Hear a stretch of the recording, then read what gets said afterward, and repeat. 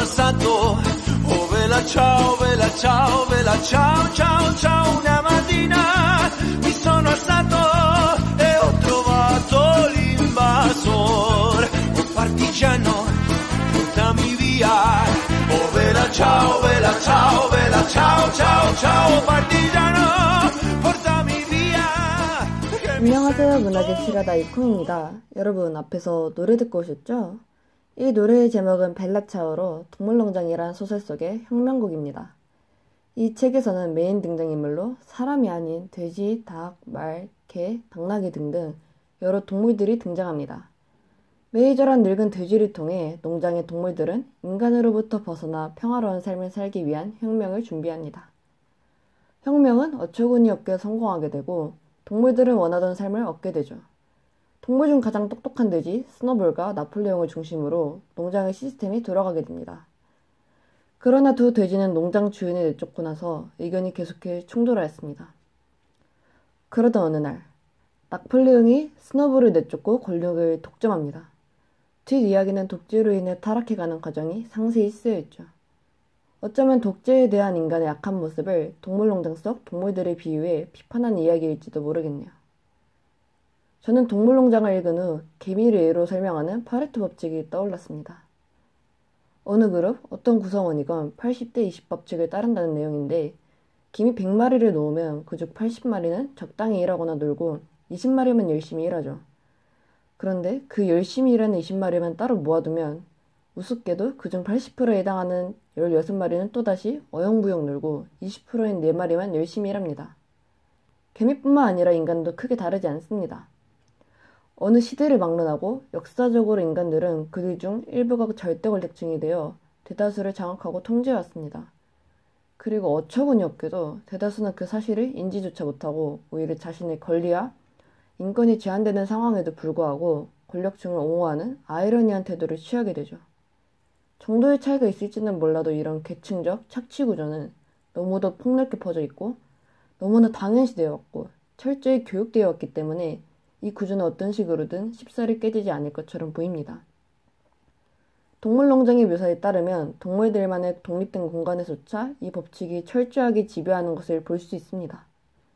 여러 동물들이 인간을 몰아내고 쟁취한 존귀한 자유는 곧 상대적으로 똑똑한 특정 무리에 의해서 서서히 독점되어 가기 시작합니다. 우유는 죄다 어디로 사라지는지 얼마 안 가서 밝혀지게 되었다. 우유는 매일 돼지들이 먹는 사료에 들어가고 있었던 것이다. 과수원에서는 이른 사과가 있기 시작했고 바람에 떨어진 사과알들이 여기저기 뒹굴고 있었다. 동물들은 그 떨어진 사과알들이 물론 평등하게 분배될 것이라고 생각했다.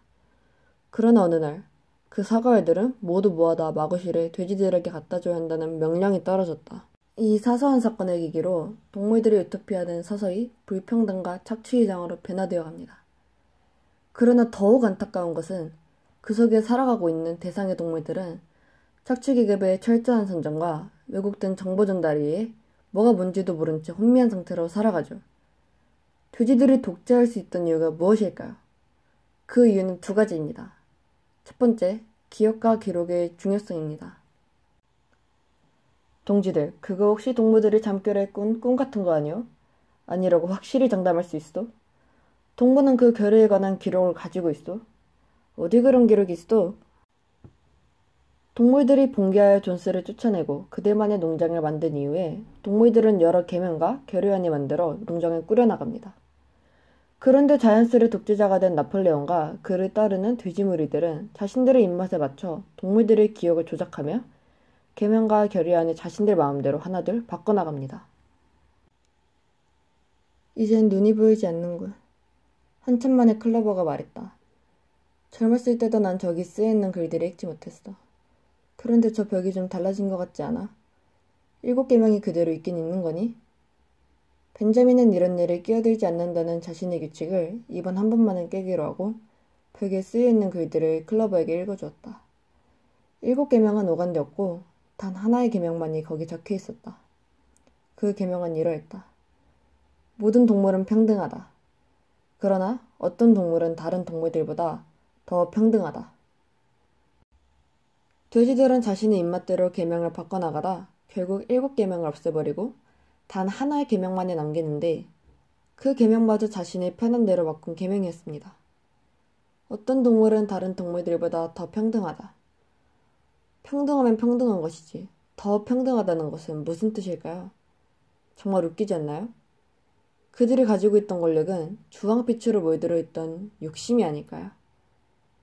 이를 통해 작가가 독자들이 권력을 유지하기 위해서는 기록과 기억 조작이 필수적인 요소임을 지적하고 있습니다.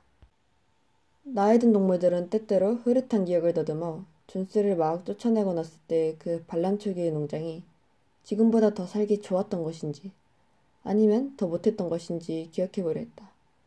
하지만 기억이 나질 않았다. 그들로선 지금의 삶을 견주어 비교해볼 건덕지가 없었다. 스킬러가 읊어대는 통계 숫자 말고는 어디 의존할 자료가 없었던 것이다.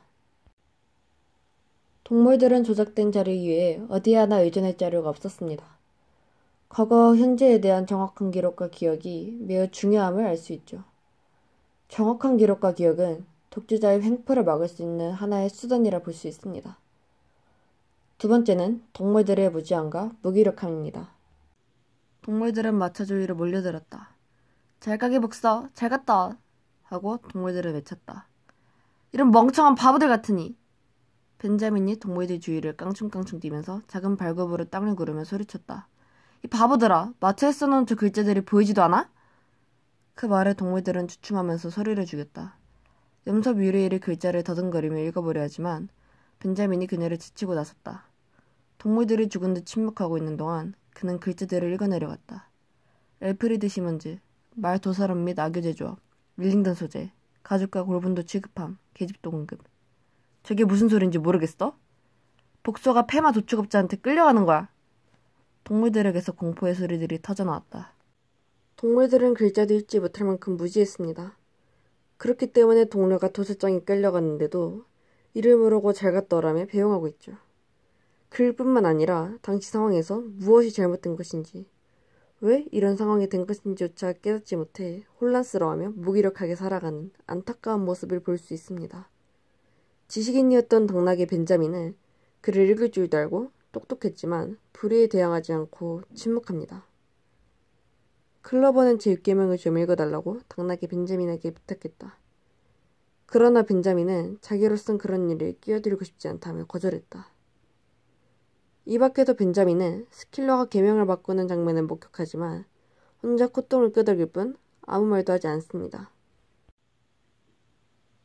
오직 늙은 당나귀 벤자민만 자신의 긴 생애를 한 토막도 빠짐없이 고스란히 기억하고 있다고 말했다. 그의 말인즉 지금의 사정이 옛날보다 더 나을 것도 못할 것도 없고 앞으로도 더 나아지거나 더 못해지지 않을 것이며 굶주림과 고생과 실망은 삶에 바꿀 수 없는 불변 법칙이라는 것이었다.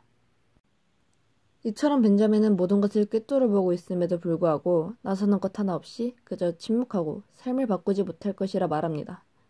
이런 지식인의 무기력함과 동물들의 무지함으로 인해 돼지들은 손쉽게 권력을 손에 쥘 수 있었습니다. 권력은 전능하기 때문에 매혹적이고 그만큼 위험합니다. 그 안에는 인간을 타락시키는 악마적 속성이 자리 잡고 있기 때문에 절제하고 경계하지 않으면 권력을 쥔 사람을 나락으로 떨어뜨리죠. 압이 없는 것들을 친구이시며 행복의 셈이시고 마실 것의 주인이신 그대여. 내 영혼은 불붙도다. 침착하고 위험에 넘친 하늘의 태양 같은 당신의 눈을 볼 때마다 나폴레옹 동무시여. 나폴레옹을 찬양하는 시입니다. 돼지들이 권력을 잡은 지 오래되자 그들은 서서히 권력에 취해 자신들이 특별한 존재라고 착각하고 무분별한 행동을 벌이며 그것을 영구히 유지하려 하죠. 결국 한 사람이나 한 집단에 너무 오래 권력이 주어지면 위험하다는 사실을 알 수 있습니다. 그녀의 머릿속에 담긴 미래의 그림이 있었다면 그것은 굶주림과 회초리에서 벗어난 동물들의 사회, 모든 동물이 평등하고 모두가 자기 능력에 따라 일하는 사회, 메이저 연설이 있었던 그날 밤, 그녀가 오리 새끼들을 보호해주는 그런 사회였다. 그런데 그 사회 대신 찾아온 것은 아무도 자기 생각을 감히 꺼내놓지 못하고 사나운 그들을 으르렁거리며 돌아다니고 동물들이 무서운 죄를 자백한 다음 갈갈이 찢겨 죽는 꼴을 보아야 하는 사회였다. 왜 그렇게 된 것인지 그녀로서는 알 수도 없었다.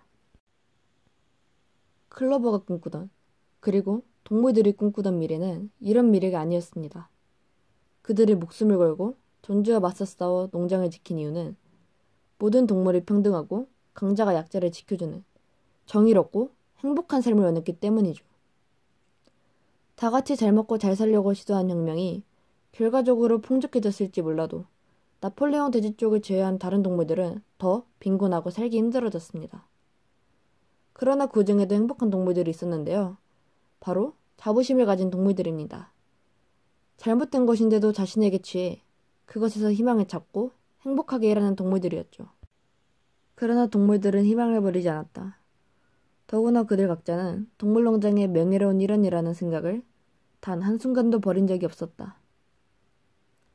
소수가 권력을 독점하고 공동체가 잘못된 길을 걸어가고 있는 상황에서 어처구니 없게도 대다수는 그 사실을 인지조차 못하고 오히려 자신의 권리와 인권이 제한되는 상황에도 불구하고 권력층을 옹호하는 아이러니한 태도를 취합니다.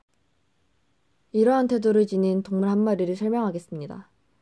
동물농장에 복서라는 말이 등장하는데요. 복서는 힘이 좋고 우직하여 농장의 번영을 위해 힘으로 하는 일에 무조건 적극적으로 참여하고 기꺼이 희생하는 동물입니다. 그에게는 내가 더 열심히 한다와 나폴레옹 동무는 언제나 옳다라는 두 가지 모토가 있었습니다. 이 두 가지 신념은 결국 노예를 상징합니다. 그는 그 누구보다 최선을 다해 일했고 열심히 살았습니다. 그러나 잘못된 가치관으로 인해 결국 안타까운 최후를 맞이하게 되죠. 압박에 찾아오는 독재라는 상황 속에 불구하고 내 가치와 신념을 지키는 일이 얼마나 중요한지 우리는 복서의 삶을 통해 알 수 있습니다. 아무리 열심히 한다 하더라도 잘못된 방향으로 간다면 안 한 것보다 못하게 되죠. 무언가에 최선을 다하기 전 그것이 올바른지부터 판단하고 실행해야 합니다. 동물농장은 권력의 타락 과정을 상세히 보여줍니다. 나폴레옹은 동물들이 함께 참여하던 회의를 폐지하고 부조리한 사실을 은폐합니다. 또한 정보를 폐쇄하고 책임을 회피하는 등 권력이 부패하고 타락해가는 과정이 상세히 쓰였죠. 강력한 힘을 지니고 있기에 너무나 달콤한 권력은 자칫 잘못하면 타락과 무패의 길로 빠질 수 있게 아무에게나 주어져서는 안 됩니다. 그렇다면 어떤 사람에게 권력이 쥐어져야 할까요? 바로 겸손하고 낮아져서 섬길 줄 아는 사람입니다. 권력을 지닌다는 것은 자신에게 주어진 그 권력을 마음대로 쓸 수 있는 것이 아닌 권력이 지닌 영향력을 통해 내가 더 남을 섬기고 낮아지는 것입니다. 그렇게 높은 자리에 올라가고 큰 권력을 지닐수록 겸손해져야 하죠. 스스로 사회주의자라고 밝힌 조지 오웰이 사회주의 혁명을 비판하는 소설을 쓰게 된 이유는 비난이 아닌 비판을 위해서였습니다. 즉, 권력을 잡은 자들이 독재를 할 때 우리는 어떻게 해야 하는지에 대해 말하고 싶었던 것입니다. 우리는 권력을 잡은 자들이 독재를 할 때 어떻게 해야 할까요? 저는 이에 대해 고민하다 허균의 호민론이 떠올랐습니다. 그는 민중을 호민, 원민, 항민의 세 갈래로 나눕니다. 항민은 무식하고 천하며 자신의 권리의 이익을 주장할 수 없는 우둔한 민중입니다. 포악한 위정자 입장에서 볼 때는 가장 좋은 수탈의 대상자이죠. 원민은 수탈당하는 계급이라는 점에서 항민과 비슷하나 자신의 처지가 불합리하다는 것을 깨닫는 무리입니다. 그러나 사과와 의지가 겉으로 나타나지 않고 행동으로 이어지지 못하죠. 마지막으로 호민은 영웅적인 민중입니다. 부당한 대우와 사회의 부조리에 저항하는 무리이죠. 우리는 독재 상황 시 호민과 같은 사람이 되어야 합니다. 부당한 대우와 사회의 부조리에 순응하고 침묵하는 것이 아닌 잘못된 상황에 저항하고 옳은 길로 가기 위해 노력해야 합니다. 오늘은 동물농장에 대해 알아보았는데요. 여러분은 어떤 색으로 물들이셨나요? 눈치채셨을지 모르겠지만 저는 주황색으로 물들여 보았습니다. 주황색은 야망, 탐욕, 경계, 위험을 상징합니다. 또한 우크라이나에서는 혁명을 상징하는 색이기도 하죠. 저는 이 책이 주황빛으로 물들어 있던 그들의 탐욕과 그것이 가져오는 위험을 경고하는 주황색 표지판이라 생각했습니다. 그렇게 저는 이 색이 떠올랐습니다. 다음에는 어떤 색으로 문학을 물들여 볼지 기대가 되네요. 그럼 다음 시간에 만나요. Una mattina mi sono alzato, oh vela ciao, vela ciao, vela ciao, ciao, ciao. Una mattina mi sono alzato